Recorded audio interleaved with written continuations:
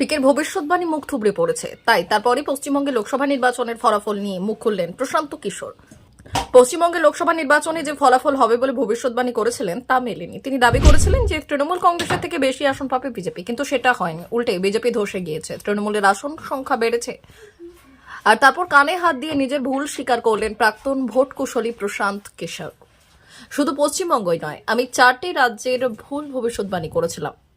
আমি বাংলার ক্ষেত্রে ভুল করেছি, উত্তরপ্রদেশের ক্ষেত্রে আমার ভবিষ্যৎবাণী ভুল প্রমাণিত হয়েছে, রাজস্থানের ক্ষেত্রে আমার ভবিষ্যৎবাণী ভুল প্রমাণিত হয়েছে, মহারাষ্ট্রে আমার ভবিষ্যৎবাণী ভুল প্রমাণিত হয়েছে। প্রাক্তন ভোট কুশলী হিসেবে আমার সংখ্যার কচকচানির মধ্যে ঢোকা উচিত হয়নি।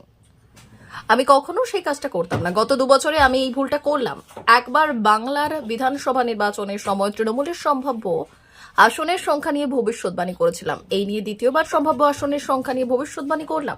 কোন দল কতগুলি আসন পাবে সেটা বলার সময় কানে হাতও দেন প্রশান্ত। সঙ্গে তিনি এটা জানাতে বলেননি যে পশ্চিমবঙ্গের পাশাপাশি সার্বিকভাবে দেশের লোকসভা নির্বাচনের ক্ষেত্রে শুধুমাত্র কোন দল কতগুলি আসন পাবে সেটা ভবিষ্যৎবাণী করার ক্ষেত্রে ভুল করেছিলেন। মোদির ব্র্যান্ড পড়ছে, তার সমর্থন কমে গিয়েছে, তার বিরুদ্ধে সেরকম বিশাল মাত্রায় কোনো ক্ষোভ নেই। খাদ্য সুরক্ষা এবং বিশ্বে ভারতের মর্যাদা বেড়েছে বলে মোদী সরকারের ওপর মানুষের বিশ্বাস আছে। গ্রামীণ এলাকার সত্যিকারের সমস্যা আছে, বেকারত্ব এবং ক্রমবর্ধমান বৈষম্য নিয়ে ক্ষোভ আছে। ব্যুরো রিপোর্ট, উত্তরের প্রহরী।